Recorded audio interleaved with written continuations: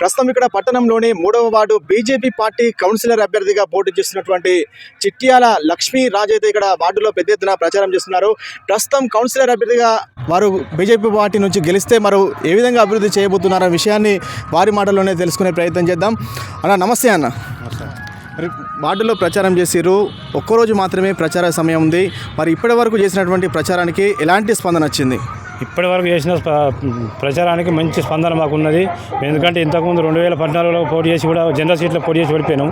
అటువంటి అవకాశం మళ్ళీ పార్టీ తరఫున మాకు ఇప్పుడు వచ్చింది.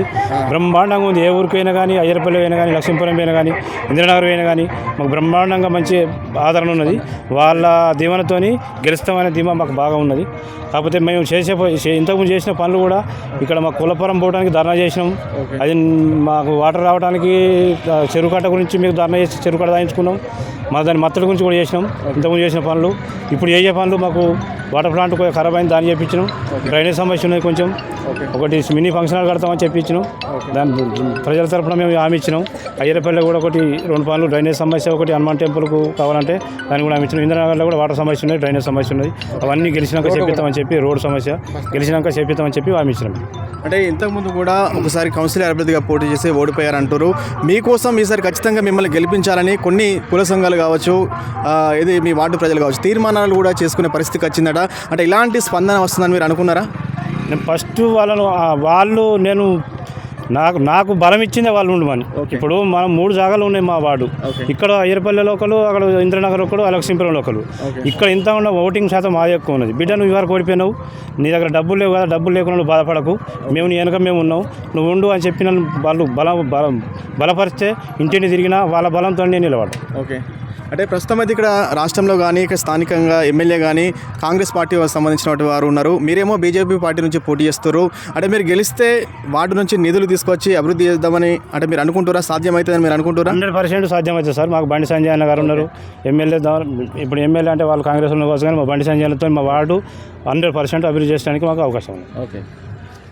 అంటే మీరు ఏం చేయబోతున్నారు? మీరు వార్డు కౌన్సిలర్గా గెలిచిన తర్వాత ముందుగా చేయబోయే కార్యక్రమాలు అసలు ఏంటి? అసలు మాకు వాటర్ ప్రాబ్లం ఉన్నది. ఓకే. ఇక్కడ ఏది మంచిని వాటర్ ప్రాబ్లం ఉన్నది. ఒకటి శ్మశాన వాటిక సగం చేసి ఇట్స్ పెట్టిర్రు, దాన్ని పూర్తి చేపిస్తాం. అయ్యరపల్లి కూడా కొంచెం డ్రైనేజ్ సమస్య ఎక్కువ ఉన్నది. పోతే ఇంద్రనగర్లో వాటర్ ప్రాబ్లం చాలా ఉన్నది. రోడ్డు డ్రైనేజీ బాగా అస్తవ్యస్తంగా ఉన్నది. అక్కడ వాళ్ళు అన్నారంటే ఇక్కడ మాకు ఎవరు గెలుస్తారు, కానీ ఎవ్వరు కూడా మమ్మల్ని పట్టించుకొని చేసిన వాళ్ళు అయితే ఇవ్వలేరు. మరి నన్ను నిలదీసి వాళ్ళు అడిగితే వాళ్ళకు నేను హామీ ఇచ్చి వచ్చిన చేపిస్తాను. అంటే కౌన్సిలర్గా గెలవడానికి కౌన్సిలర్ అభ్యర్థులు అనేకమైనటువంటి హామీలు ఇస్తారు, తర్వాత మభ్యపెడతారు.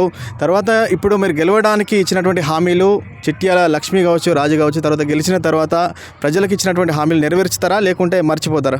ప్రజలకు నన్ను కోరిన కోరికలు పెద్ద కోరికలు కాదు, అవి చేసేంత సాధ్యమయ్యే కోరికలు వాళ్ళు చెప్పారు. నేను పెద్ద ఎత్తున చేసినాను కాదు, వాళ్ళు చేసిన సమస్యలు నాతో అయితే అని అనుకుంటున్నా. ఖచ్చితంగా చెప్పిస్తా. నేను మర్చిపోను, వాళ్ళు మర్చిపోయి నేను మర్చిపోను. ఓకే. చేస్తలేమని వాళ్ళు కూడా నేనే ముందు పోయి చేపిస్తాను. నేను 11న జరిగే మున్సిపల్ ఎన్నికల సందర్భంగా బీజేపీ పార్టీ అభ్యర్థిగా మీ వార్డు ప్రజలకు మీరేం చెప్తారు? మా వార్డు ప్రజలు భారీ మెజారిటీతో కమలం పువ్వు గుర్తుకు ఓటేసి నన్ను గెలిపిస్తారని ఆశిస్తున్నా, నమ్మకం కొద్ది ఉంటున్నా. ఓకే. బట్ ఇదే చిట్యాల రాజు లక్ష్మికి మద్దతుగా కొంతమంది యువకులు కూడా ఉన్నారు, వారితో కూడా మాట్లాడే ప్రయత్నం చేద్దాం. అన్న, మున్సిపల్ ఎన్నికలు వచ్చినాయి. 3వ వార్డులో బీజేపీ పార్టీ అభ్యర్థిగా లక్ష్మీరాజు నిల్చున్నారు. మరి వీరికి ఎలా ఉంది? గెలిచే అవకాశాలు ఎంతవరకు ఉన్నాయి? వీళ్ళకి గెలిచే అవకాశాలు బాగానే ఉన్నాయి. అందరూ కూడా మద్దతు ప్రకటిస్తున్నారు. ఏంటంటే పార్టీ పరపకంగా మనం చూడలే, మన వ్యక్తిగతంగా మనం చూసి మనం క్యాండిడేట్ని మనం ముందుకు తీసుకొచ్చినాం. అంటే ఈ పార్టీ వస్తుంది, ఆ పార్టీ వస్తుంది, అవన్నీ ఏం లేదు. ఎందుకంటే ఎల్లప్పుడు మన ఊర్లోనే ఉంటాడు, ఏదైనా కూడా ఆపద అయినా సంపద అయినా మన ముందట ఉంటాడని మేము ఎన్నుకున్నాం. ఓకే. అంటే మొత్తం వార్డు మొత్తం కూడా ఇంతే ఉందా? ఇంతే ఉంది. ఓకే. అభివృద్ధి చేస్తాడని నమ్మకం ఉందా? బీజేపీ పార్టీ నుంచి పోటీ చేస్తారు, అధికారం ఏమో కాంగ్రెస్ పార్టీ ఉంది, మరి అభివృద్ధి చేస్తాడని నమ్మకం ఉందా? ఉన్నది. కాంగ్రెస్ పార్టీ ఇప్పుడు మన సెంటర్లో లేదు కదా, ఓన్లీ మన తెలంగాణలో సీఎం దగ్గర ఉంది. ప్లస్ సెంట్రల్ గవర్నమెంట్లో మన బీజేపీ ఉన్నది కాబట్టి మన కానమ్మకాలు ఎక్కువ ఉన్నాయి. ఓకే. బట్ ఇదే వార్డులో కొంతమంది అయితే గ్రామస్తులు అయితే ఉన్నారు, వీరితో కూడా మాట్లాడే ప్రయత్నం చేద్దాం. మన మున్సిపల్ ఎన్నికలు వచ్చినాయి, అంటే ఏమంటారు? ఇప్పుడు మాకు వాటర్ ప్లాంట్ ఒక సమస్య ఉన్నది. ప్లస్ ఇప్పుడు ముస్లిం కమ్యూనిటీ వాళ్ళకు ఒకటి బ్రిడ్జి కావాలన్నారు, మినీ బ్రిడ్జి. వాళ్ళ మసీదుకి వెళ్ళడానికి ఒకటి మినీ బ్రిడ్జ్ అయితే ఏర్పోతున్నారు. అది హామీలు కూడా ఉన్నది. ప్లస్ పెద్దమ్మల కాలనీ వాళ్ళకు ఒక సంఘం దగ్గర బోరు కావాలన్నారు. అదొక మెయిన్ సమస్య. అది ప్లస్ ఇప్పుడు సీసీ రోడ్ సమస్య ఉన్నది.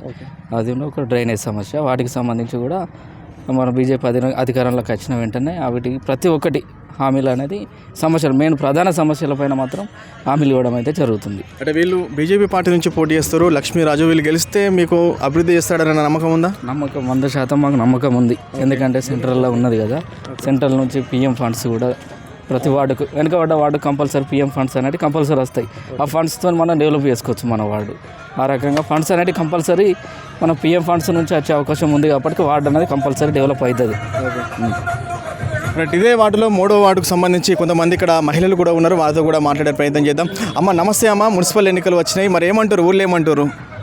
మేమైతే ఇంతవరకు మేము ఈ ఊరికి వచ్చినప్పటి నుంచి వెళ్ళి ఏ ఎలక్షన్స్ అయినా కానీ పక్క ఊరి వాళ్ళకి ఇచ్చిర్రు మా ఊరిని.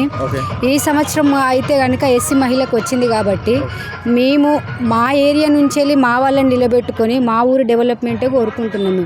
ఎందుకంటే ఇంతకాలము పక్క ఊరి వాళ్ళు ఈ ఊరిని వాళ్ళ దాంట్లో కలుపుకొని మాకు ఇంతవరకు మా ఊరిని డెవలప్ చేసిందంటే ఏమీ లేదు. కాబట్టి ఇప్పుడు మాకు ఈ అవకాశం వచ్చింది కాబట్టి మా పూర్తి మద్దతుతోని మా వాళ్ళని నిలబెట్టుకున్నాం, ఏకగ్రీవంగా మాట్లాడుతున్నాం, వాళ్ళ గురించి మేము తిరుగుతున్నాం, పోరాడుతున్నాం వాళ్ళు గెలవాలని.